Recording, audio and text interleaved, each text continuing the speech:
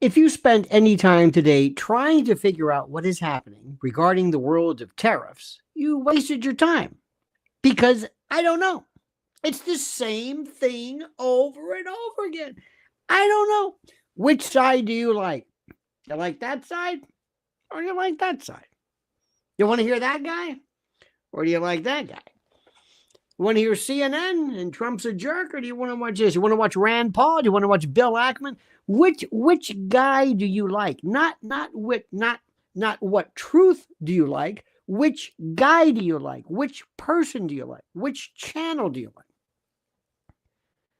It's nothing to do with reality. It has nothing to do with reality. It's the most incredible thing I've ever seen in my life. It blows my mind.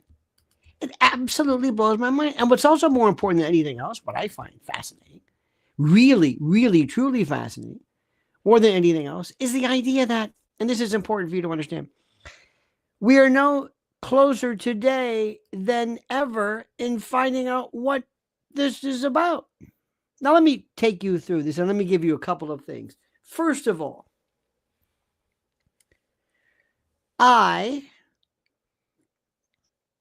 you, and everybody know nothing about what's going to happen regarding tariffs.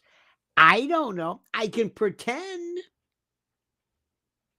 I can play that Milton Friedman piece over and over. I can do that. Would you like me to do that? Would you like me to do that? I can play that again for you. We have a Ronald Reagan one today. I got clips to confuse you. When we get done this evening, you are going to be so confused. So confused. You're going to wonder, what am I talking about? What's going on here? That's exactly right.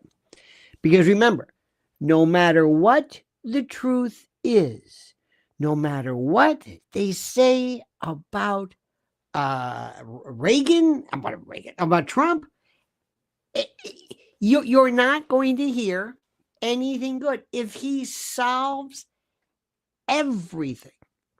If he does something which is so inane and colossal that he doesn't, I don't even know how to say this, that he doesn't even, if he is Jesus Christ Almighty without being blasphemous and does something so incredible by changing the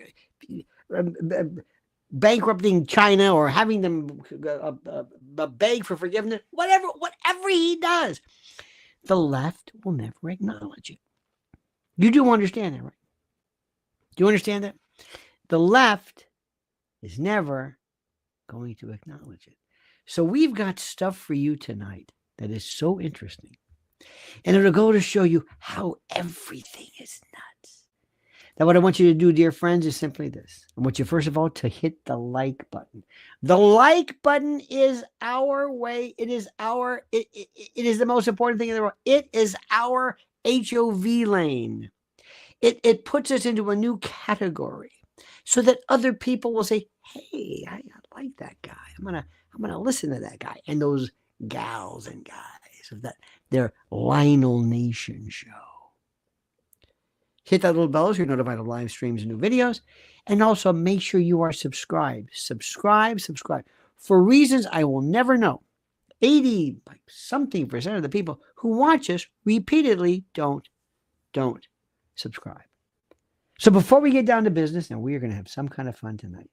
Listen to this very, very critical word, which probably is more important now than ever when people are freaking out. Are you drowning in debt, struggling with credit cards or medical bills or personal loans? Well, you're not alone. There's help, real help available right now. National Debt Relief is one of the top-rated debt relief companies in America, helping thousands of individuals like you break free from overwhelming financial burdens. For anyone owing over $10,000, National Debt Relief may be able to reduce that debt by up to half or even more. No bankruptcy, no new loans, just a smarter, faster way to financial freedom. Now, here's how it works. Step 1, you submit the form at No Debt with Lionel. Just go there right now. Step 2, a representative will call within minutes to discuss personalized options. And step 3, They'll create an affordable plan tailored to your individual budget and timeline. Many clients become debt-free in as little as 24 to 48 months, paying less than they owe and avoiding years of stress and interest. And the consultation is completely free with no obligation. So what are you waiting for? Why keep dodging calls and watching interest stack up? So go right now to nodebtwithlionel.com. That's nodebtwithlionel.com. This could be the turning point, the step toward peace of mind, control, and a fresh start. nodebtwithlionel.com. Go now. And here's the official mug, the Lionel official mug. All right, dear friends. Now let's start off with a couple of things. This was pretty good today. China put this up today. China, that's right, China. You heard me, China or China, was quoting Ronald Reagan. Did you see this? Oh, this was big today. Was tariffs on foreign imports. It looks like they're doing the patriotic thing by protecting American products and jobs. And sometimes for a short while it works, but only for a short time. What eventually occurs is, first, homegrown industries start relying on government protection in the form of high tariffs. They stop competing and stop making the innovative management and technological changes they need to succeed in world markets. Who believes this? Then, while all this is going on, something even worse occurs. High tariffs inevitably lead to retaliation by foreign countries and the triggering of fierce trade wars. The result is more and more tariffs, higher and higher trade barriers, and less competition. So soon, because of the prices made artificially high by tariffs that subsidize inefficiency and poor management, people stop buying. Then the worst happens. Markets shrink and collapse, businesses and industries shut down, and millions of people lose their jobs. The memory of all this occurring back in the 30s made me determined when I came to Washington to spare the American people the protectionist legislation that destroys prosperity. Now, it hasn't always been easy. There are those in the Congress, just as there were back in the 30s, who want to go for the quick political advantage, who risk America's prosperity for the sake of a short-term appeal to some special interest group. Well, you see, that's the problem. A lot of people are suggesting that, and this is important, they're suggesting that, when Ronald Reagan was doing that neoliberal thing, maybe things weren't as good as I thought. Maybe things were, it could have been even better. Maybe. If he had done a better job, we wouldn't have outsourced all of our stuff elsewhere. Now, you and I, remember, you want to argue the point? You want to argue Reaganomics now? I don't. Do you want to? I don't. I really don't. I don't. And you don't either. You don't. So let's also think back a little bit as well. You see, there were these other people who said, we've got to do something about China. And you know what the EU was doing? They're already doing 0 for 0 tariffs. Already.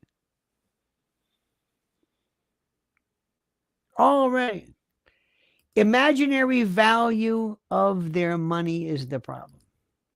One of the things, Hillbilly, that you must understand is the notion of what money is. Whether it's, remember this, is it fiat currency? Is it Keynesian bank corp? What we can go into this?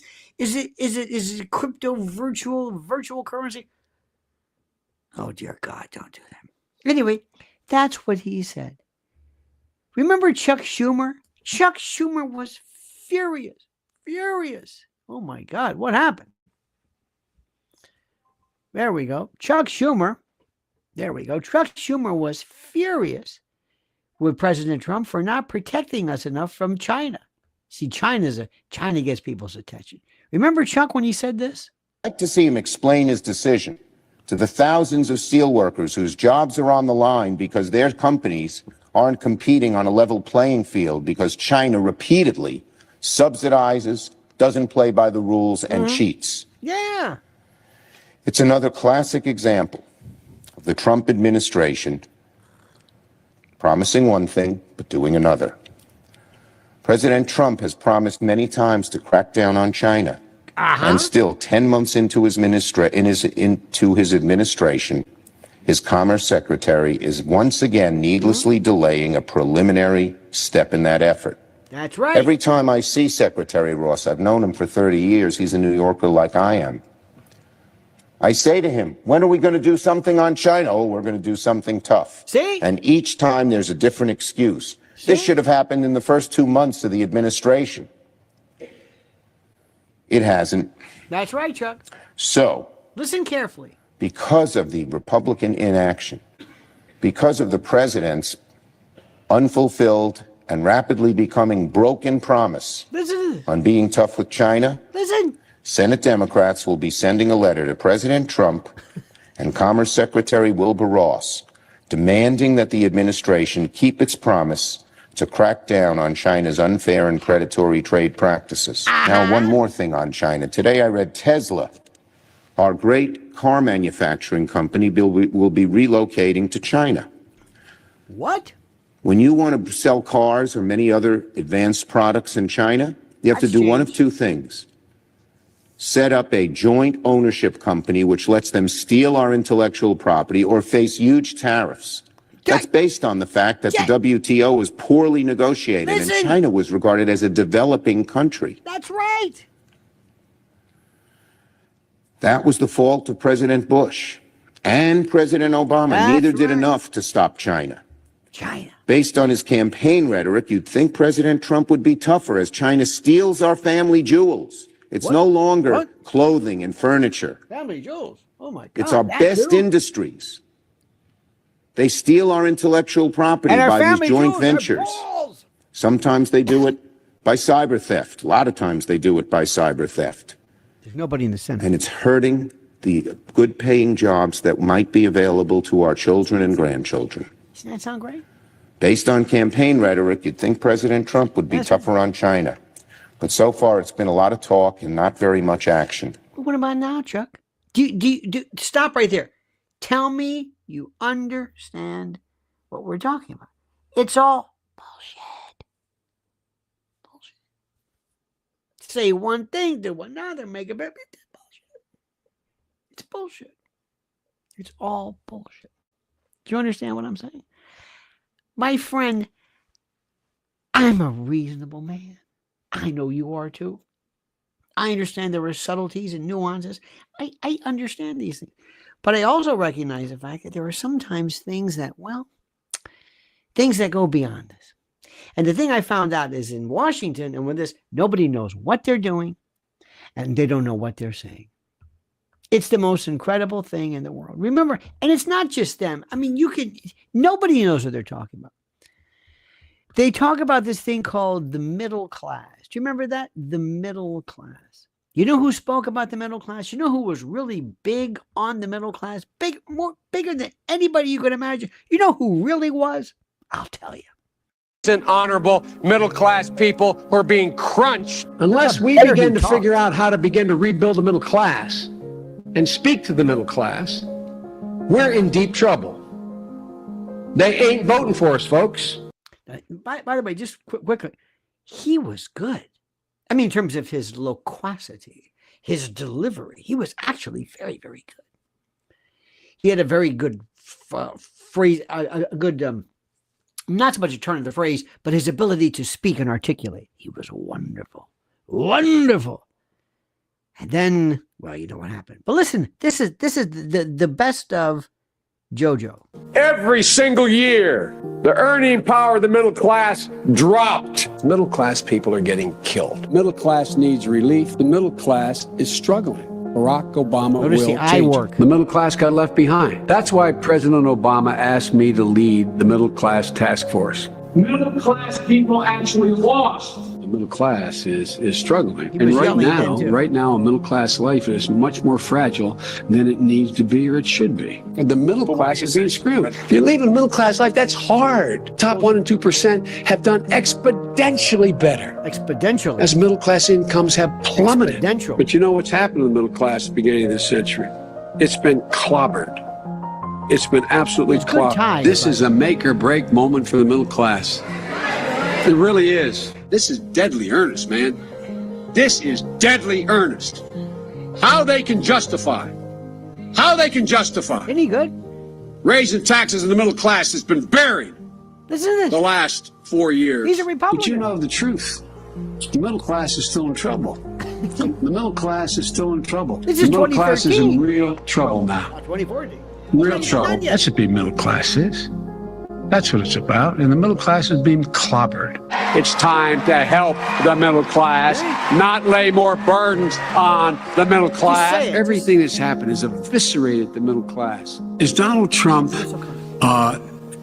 again, not a bad guy, but his value set is totally different. He has no idea what the middle class he is does. facing. And for a lot of middle class people who've been able to live the middle class dream, they are in danger. Folks in the middle class are in trouble. It's not just their perception, they are in trouble. The middle class is getting killed. We're going to rebuild the middle class. It's been decimated. The bottom's fallen out. This is Without 2019. the middle class growing, we're all in trouble. Feel The poor it? are getting poorer. The middle class is getting killed, and the poor have no way up. Where I 2020 come when from, they the stole it. neighborhoods I come from, they're in real trouble. Working class people and middle class people, they're being clobbered. By the way, 2020, remember, he was still not even close to being really bad. He was in pretty good shape then. You remember how we thought he was bad because he wouldn't do anything? This was 2020, and it hit him hard. They're being killed. If you're a middle class family, you're getting hurt badly right now.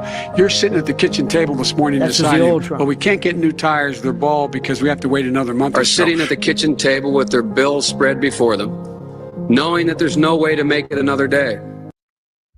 Isn't that something? Isn't that something? Do you understand what's going on? Do you see what's going on? Do you see this? Oh my God. And it's not just him, though. It's not just him. And I'm not even done yet. There's a veritable cacophony. This Besant is not exactly, I don't know if he's the best person, but he was on with Larry Kudlow. And Larry Kudlow is just a great guy. Larry Kudlow's a nice man. He's a good guy. Just a good guy. Here he is with Mr. Besant. And this doesn't exactly rouse the crowd, but it kind of gives you a little bit of the rudimentary aspects of what the president's trying to do.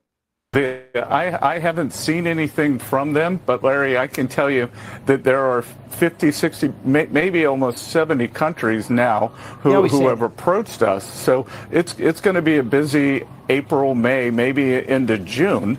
And Japan is a very important military ally. They're a very important economic ally. And the U.S. has a lot of history with them. So I would expect that Japan's going to get priority just because they came forward very quickly. But it's going to be very busy.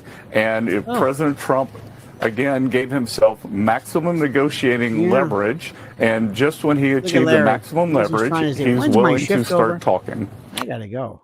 Okay. Not exactly a ball of fire. But let me tell you who was actually very, very good. Let me tell you who was actually very good, who was excellent, beyond excellent, tremendously good, fantastically excellent, was this fellow who was up against one of these, bless her heart, this young gal who pretty much read from her notes, and she was going to speak to the crowd using that which she had memorized. Okay? That which she had memorized. And here is our friend from Shark Tank. What's his name? That dude from Canada. Listen to him really answer this. This is one of the best responses. Believe it or not, he would be in my cabinet. Listen. Start on these tariffs. The market is on track right now for its worst weekly performance since March of 2020. How do you continue to be an advocate for these tariffs, given the sell-off we're seeing, given that I have had every source on our show this morning say that these tariffs will be causing a recession in the United States? They don't know that yet. They don't know how long the tariff's going to be on. We've never done this before. We've never taken on the entire globe. Usually it's done in trade agreements with specific countries, such as NAFTA, which was Canada and Mexico, or a European Union situation. This is unique, over 60 countries. Now, there's two aspects to these tariffs. Number one is reciprocality against tariffs from one country to another based on products and services that are specific.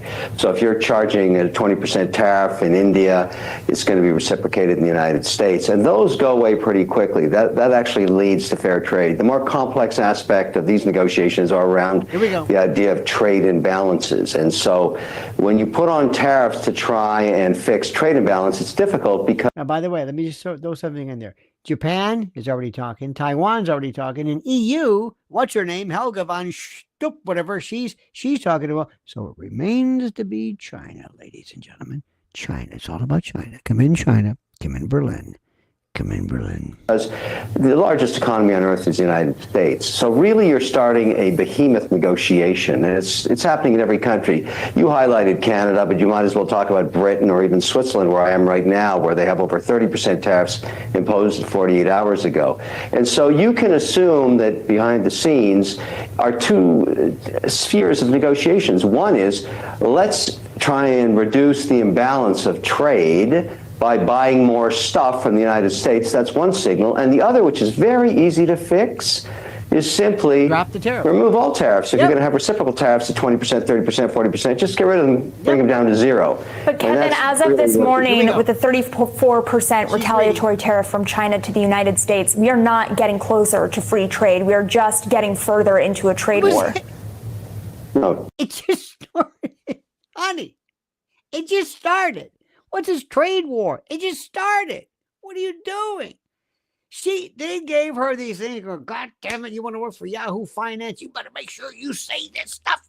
Don't you give Trump a chance. Just read this. Read I don't care if you understand it. Just read it. Read this. China's a whole different story. This isn't about trade war with China. This is about leveling the playing field on a wide range of issues, including IP law, access to business, access to courts, being compliant with U.S. regulations on securities. There is a laundry list of grievances with China that have been around since they joined the WTO, and none of the administrations previously have ever dealt with China. So why are tariffs the right way? Dealt with for the first time. So this has nothing to do with just tariffs. I mean, right now I can't litigate. That's the tool that the administration is using. Why are very good? You figure that one out. Tariffs the correct tool if, to your point, these have nothing to do with tariffs? What tool do you suggest they do when nothing else has worked? I'm not the president. It's not my job. No. Yeah, well, you're an expert. You're an expert all of a sudden. You talk to all of your sources. What do you think, honey? Well, exactly. So let him do his work. China's different than all the other countries. But it's not China working. Has to be- It just started. This is hours old. Can you believe this? Hours old. Right? Look, I'm having lots of problems with China, as are millions of other companies in the United States that try to do business there. They do not play by the rules. They're going to have to start doing it pretty soon. That's a different conversation. You want to talk about the markets correcting? Yes, they are. By the way, markets correct every 18 months up to 20%. You're watching it happen right now. It's not pleasant. You can't blame just the tariffs for this. These have been very expensive markets now for almost 18 months. Now they're having a correction. I think what matters. By the way, isn't he on? He should be on the. He's a lot better than Besant. You see, my friends, half of the goal, half of the problem, half of all of this is to just explain. And and why he's on Yahoo Finance, I don't know. But this is very, very good stuff. I'm sorry, Kevin. Continue. Is this a recession signal, yes or no? And how long will these tariffs be on? I would say 50% of these tariffs across these 60 countries will be negotiated pretty quickly, including the Canadian situation you made details on. Canada's different because they're in the middle of an election. Carney's not an elected official. He has no mandate from the Canadian people. He's just an interim prime minister when they threw out Justin Trudeau a few weeks ago. He's got to get elected first, so he's going to say anything he possibly can to try and distract Canadian voters from the fact that his party bankrupt the country. 25% of Canadians live in poverty. They have had no GDP growth for 10 years. There's no investment capital in Canada anymore, and the dollar's lost 41% of its value. Canadians can't go to the United States because they can't afford it under Carney's leadership in his party. So those are different issues too. There's a lot of things going on at the same time. A lot of things that economists tell me are not fixable via tariffs, but I am curious. See, she keeps saying economists. Her whole thing is the people I talk to tell me this can't be done. The people I talk to, I talk to people all day long. This is a sinking ship. We are headed for a recession, then a depression, then a stagflation, then inflation. And the people I talk to, I don't know anything independently, but the people that I talk to and the people that we book. And the people that we book, the people that we have here, and those people, they tell me this. They tell me. From your perspective, then, why do you think that we are moving towards a negotiation where these tariffs are not going to be as bad as they seem right now, at least for financial markets? Did you just hear what he said? I think somebody might have been talking to her. Sometimes in IFBs, the little earpiece, they talk to you. And when they talk to you repeatedly, you're not listening to the person. They're saying, okay, you got a break, ask him about this, because he just answered that. What is it that gives you confidence that there is going to be a negotiation reached? Because there's a good reason to do it. I mean, you got to distinguish the noise versus the signal. I've said this countless times about Trump. Let's take the Canadian situation, which we've been talking about. If you combine those economies, I'm not saying buying the country, but if you combine the economies, which seems impossible to do given the rhetoric and what's going on right now, but the truth is, the signal is it would be much stronger against China if there were no tariffs between Canada and the United States and they had a common currency and they protected the northern border, not the 49th parallel. Now, the Canadians know that's worth. Isn't this incredible? I learned more. This is what I want to play this for you. I've learned more from this fellow. And by the way, thank God for Yahoo Finance for letting him speak. But I learned a lot more of him through him than I have Mr. Besant. Because 75% of their output has been sold to the United States for over 120 years. 17 states call Canada the #1 trading partner. Yeah. 28 states, in addition to those 17, #2 trading. He's Canadian, by the way. He kind of knows this. Partners Canada. So it'd be economic suicide not to work this out. The obvious answer is to remove all tariffs, and that will happen, my guess is, right after the election when the Canadians make their choice about who they want to lead them. That person will fly to Washington immediately and start negotiations, which I would call NAFTA 3. But right now, that's not happening because Carney's trying to use this whole Trump issue as fulcrum to try and distract Canadians away from the facts that he wiped out the country. By the way, one thing about O'Leary, remember this, if you can go back and watch, there was a young lady, she's older now, but her name is Rachel Parent. And she did this thing called Kids for, she's not a kid right now, but kids, she was the utmost GMO expert. And during the course of something, she and Carney, she tore him apart on GMOs. I mean, a kid. So he knows this. GMOs, he didn't. But I digress. Maybe he'll get elected, maybe he won't. Nobody knows right now. But nothing's going to happen on the Canadian situation until the election's over in just over 5 weeks. So let's talk about the Canadian citizen reaction, because we've already seen evidence of Canadian citizens boycotting. Hear those? Hear that? This, my ears go crazy. That's a Hannity. When I hear that, ooh, listen. American products. We've heard from CEOs that they are concerned about that. Even airline CEOs and the governor of New York being concerned about Canadians not wanting to travel to the United States. Are you getting that pushback from your fellow citizens in Canada? No. You can understand if you've got the froth and rhetoric around an election cycle why you would get some of that. And some Canadians are unhappy. There's no question about it. But Canadians are not stupid. Okay. They understand the economic advantage of working and selling to the United States and having no tariff. By the way, this is the most incredible thing. Whoever it was, so touche for Yahoo Finance. Normally they would say, this has gone too long. It's gone, because I know the way these people think. This is actually excellent. Whatsoever. The behemoth economy is a golden jewel of an idea, and everybody gets that joke. Americans do not hate Canadians. Canadians do not hate Americans. Politicians have lots of rhetoric when they're trying to get elected. That's what they're doing here. All of this will pass. Okay, we're gonna stop. This is just do you see? Do you see what is happening? Do you see how this is working? Do you see how all of this is working? Do you see how nobody knows what they're doing? Nobody knows what they're saying. Nobody knows. They kind of know. Her job is to, you cannot do anything that in any way appears to be in support of President Trump. You cannot do this, or in support or in favor of his plan working. This is Trump.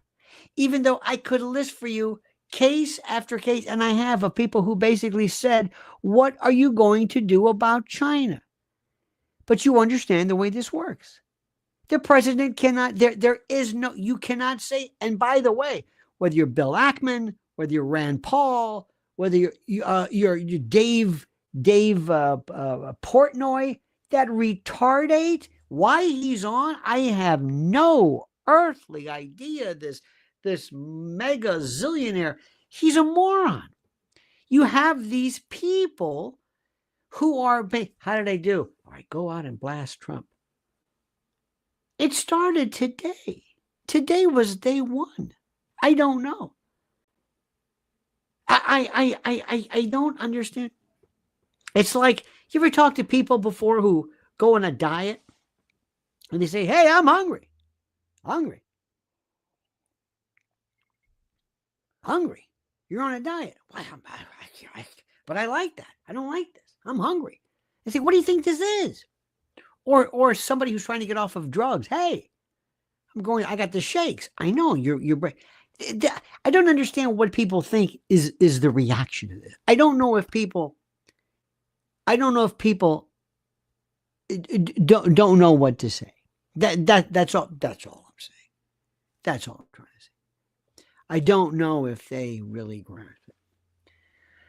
Now, coming up, my friends, I want you to listen very, very carefully to the best example of what I think is one of the most perfect examples of people not knowing at all what they're talking about. And they represent this phalanx, this contingent of anti-Trump rhetoric. But first, especially now, as we talk about food and tariffs and prices and food and imports and grain and all this stuff, listen especially carefully to this. Let me ask you a question. What happens when the trucks stop? Think about this. Trucks, the trucks that bring your food, and then when one store closes because of a riot or ransomware hit or a hurricane or even manufactured weather. Oh yeah, we've talked about that. What happens when all of a sudden, suddenly the entire supply chain collapses like dominoes? What happens then? We've seen it happen, and it doesn't take much. And that's the thing you've got to think about. A trucker strike, a cyber attack, some EMP, some Carrington-class disaster, a city shut down by violence. It only takes one spark for shelves to go empty fast. And when that happens, and when that moment hits, you either have what you need or you don't. And that's why I am telling you, I want you to go to preparewithlionel.com. Our trusted friends at My Patriot Supply, they're offering unbelievable deals right now. You've got to see deals on emergency food kits that could save your life and your sanity. Over 2,000 calories per day. For 3 months of food per person, shelf stable for 25 years, in any kind of combinations you want, and made to taste like actual meals, not cardboard, not some military MRE. These kits aren't just insurance, they're peace of mind. So go to preparewithlionel.com, secure your kit, secure your future. Preparewithlionel.com, preparewithlionel.com, because when the world breaks down, the prepared don't panic. You know, I'm so fascinated by this, especially those individuals. I know Mel. Mel is fascinated. Mel says Dave Portnoy was in your hood this past weekend pooping on Hell's Kitchen pizza. Okay. I don't listen to a word. Why he is an expert on pizza, I have no idea. It's the most stupid thing. George Lenn says, this is my world. That woman has no idea, understanding on what is going on. They are feeding her talking points. Conversely, O'Leary is quite skilled. I believe you're absolutely correct. Yeah, Portnoy, talking about pizza? Oh, it's got the flop test. This is stupid. Pizza? How complicated? Not something where you can explain, well, you know, pizza. Look. God bless anybody who's got a gig. God bless anybody. He's a moron. I see him and I'm thinking to myself, he looks, put it this way, he looks special. You know what I mean? That's all I'm going to tell you. And speaking of special, this is something which is really interesting. This is a guy, this made everybody's day today. This was a fellow who was handed during the hands-off movement. He was just handed something. He had no earthly idea of what he was doing, what he was there for, what was happening. And his moment went something like this. Trump a fascist. Look at this guy. What makes Trump a fascist? He does things without Yeah, talk loud. I don't have my mic on. I'm not really good into interviews. He just hands Sorry? He just doesn't. He just does everything he wants, and not following laws or he's a convicted felon. You know, that's all I know. But your sign says he's a fascist, and I'm just curious what makes him a fascist. One of the things is that he's trying to control the media, right? Say that again? He's trying to control the narrative. How is he trying to control the media? Doesn't every president try to control the narrative? They try to control their own narrative, but one of the things that Trump's has done, for example, is the renaming the Gulf of Mexico. Oh, please. After the Twitter files, after people were basically deplatformed for daring to provide a different or a contrary working explication of the Rona pandemic. See, this is, and he said the Gulf of America. Come on, he does these things to troll people. Look at this guy. He looks like a Bret Hart, doesn't he? Like a more of an effeminate Bret Hart or something, or I don't know who else. And then not allowing the Associated Press to come into the White House. Obama wanted to knock Fox News out. By the way, it's a rotation. This is ridiculous. After the Twitter files, basically, trying to get. What are your feelings about him renaming the Gulf of Mexico as the Gulf of America when a majority of the Gulf is in fact on the coast of America as opposed to Mexico? I mean, it's kind of pointless. What's kind of pointless? Why is it kind of pointless? People. Is it pointless? Yeah, people call it the Gulf of Mexico. Well, okay. And before California was called California, it had a different name too. Don't you think it could have a positive tourism impact potentially? Tourism has been down heavily. So I don't want to get. He's just making this up. Tourism? Not where I am. In a tourism debate. My question is, the sign says the fascist Trump regime must go. Yeah. And so I'm just curious what makes him a fascist. You pointed out that maybe something about his relationship with the media, he wants to control it, but it's not fascist. How? Again, you're calling him a fascist. Yeah, well, what makes him a fascist? One of the core tenets of fascism is creating an enemy, right? And blaming those problems on What's the enemy. that? Oh, yeah, So the paper gave me, yeah. The paper they gave me. I don't know. They gave me the paper and I read it. And then they give me a pizza and we go home. Who gave you that? The people that gave me the sign. It's a free sign. Someone gave you the sign, and then they gave you the handout. So are you reading it now to try to answer the question? I don't know. Can I see that? Can you hold that up? Sure. No, I'm just curious. You can have it. I can have it? Alrighty. Too many words. So where did you get the sign? They gave it to me. Oh, all the way. Oh, that lady over there. Gate keeper's house. Okay. Yeah, it's just paper for. And that's another one? They gave you 2 pieces of paper? 2? I know, I'm not going to read it. Can I have that one too? Yes, you can have Sure, both. take it. Okay. So what brings you guys out here today? Pizza? Because I saw people were hanging out. saw people with hanging out. for- Yeah, same I thing got as support. everyone else. Executive overreach. Executive overreach. Yeah, this guy at least he's better with some of his slogans. Isn't that something? Doesn't that just make George Lenz weighing in? George says this is why the Department of Education is going bye-bye. No, that's not really why. Because that is it. Education is not going bye-bye. The Department of Education is just a mindless piece of Washington bureaucracy. This is what we have. This is what we have. So what I'm telling you, my friends, please. You know what I talked about today, which is even more interesting? First, believe it or not, you love this stuff. Nobody understood how bad, and they're really, did you know that they're looking at the numbers of the Michelle Obama podcast, and it's just horrid. Next, coming up later on, Barack is on his way out. He's kind of giving the sign that I'm tired of this show and I'm out of here. That's what he's doing. Very interesting. He's out of there, through, and more importantly, moving on, which is even more funny. Not funny, but and tomorrow I'm going to be on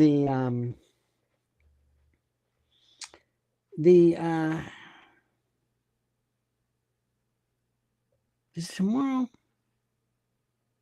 I think so.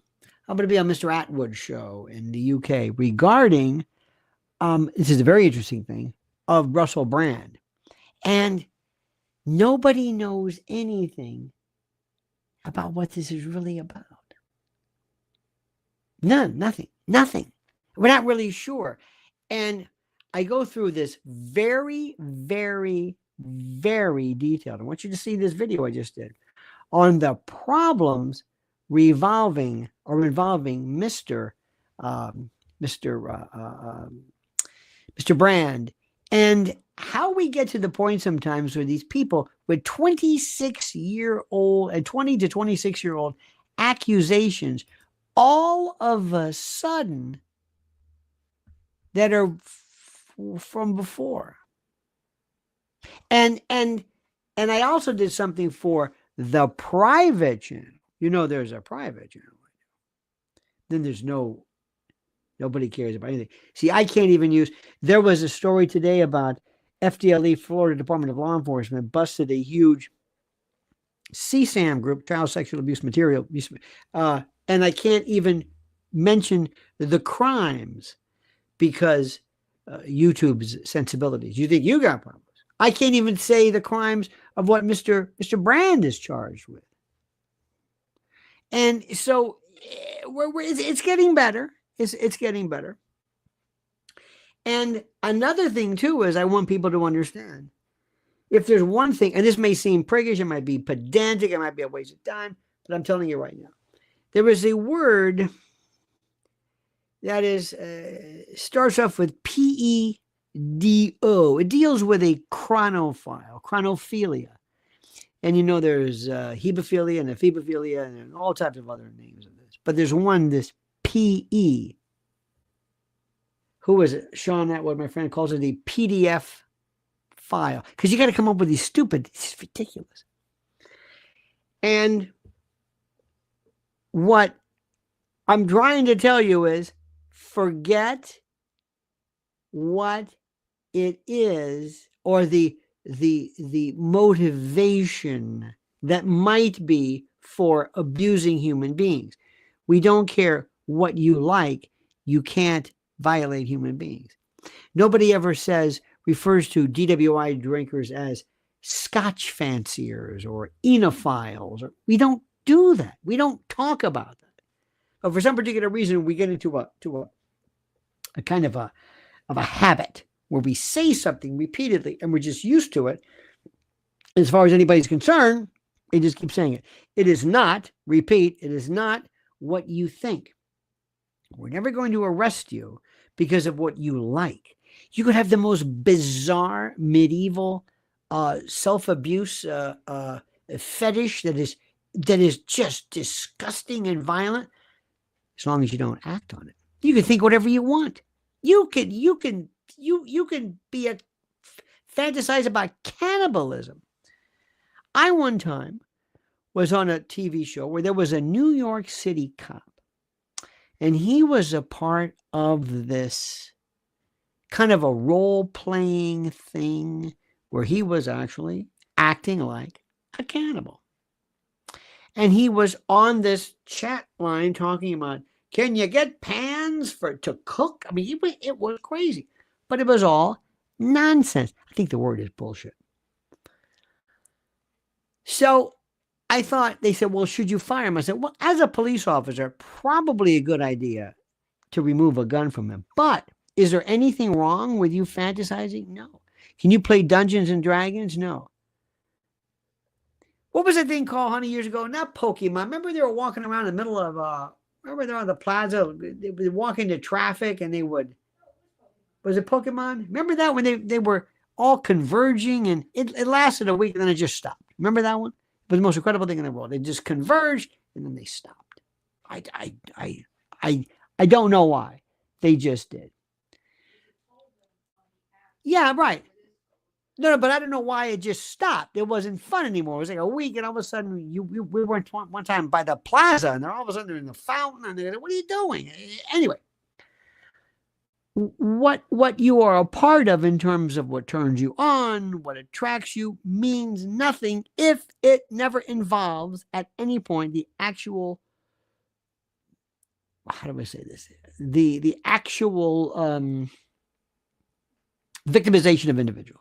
That makes sense to me. I don't care what you think. You think whatever you want, which gets us into real trouble back with AI. Because like I keep telling you, we're going to see, before you know it, the most incredible. I've got a thumbnail that I created of Michelle and Barack Obama arguing, and if it looks like a photograph. I mean, and you can describe it.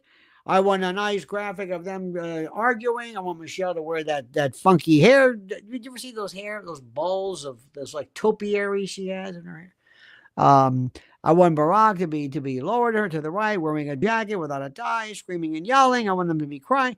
You can use whatever your imagination is, and either Grok or ChatGPT or OpenAI will say, okay, here it is. Well, if I wanted to go, and if there were no versions of that,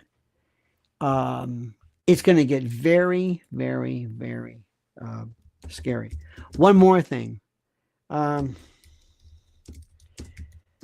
Joe Rogan did something today, which is part of the once extinct dire wolf brought back to life.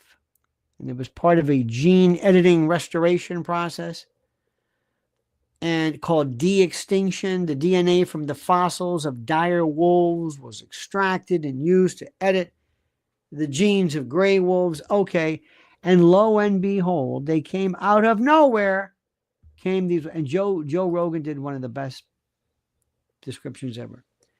I want to ask you this question. Do you see any problem?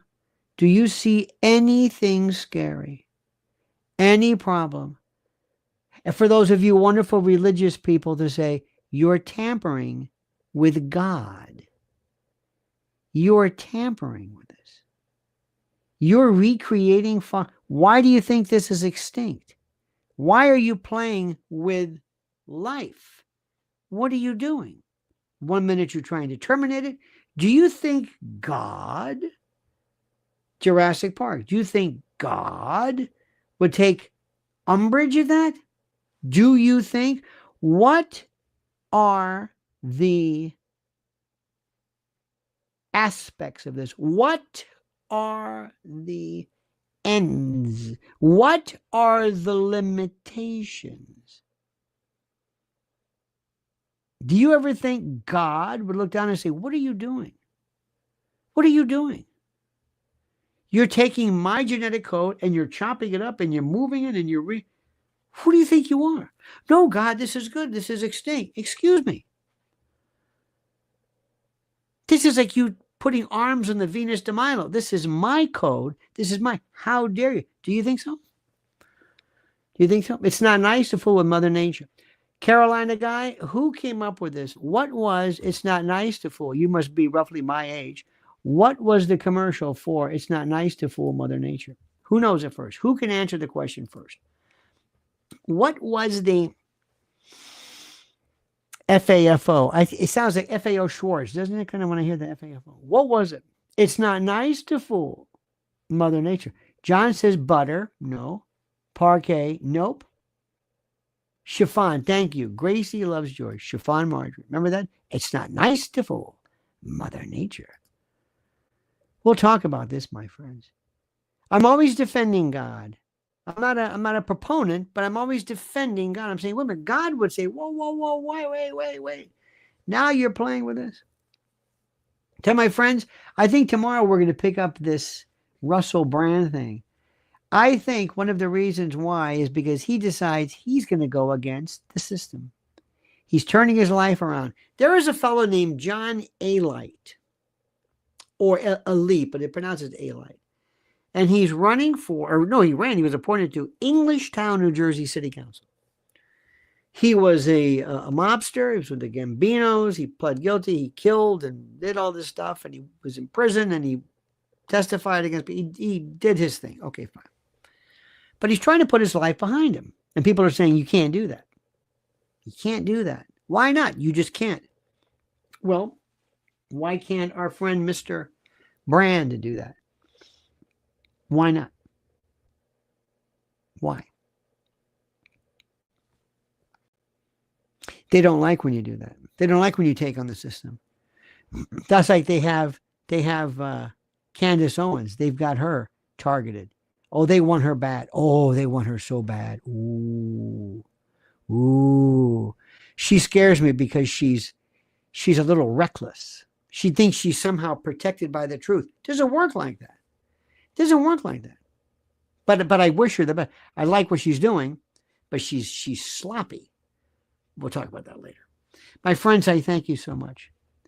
To my trio of, actually my duo, Mr. Lenz and Mel, thank you.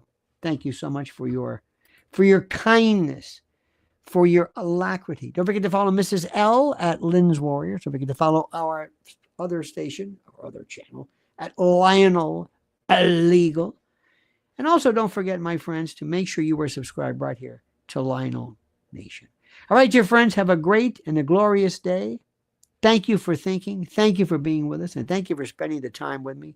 I am so honored. Have a great and a glorious night. See you tomorrow. Don't forget the monkey's dead. The show's over. Sue you.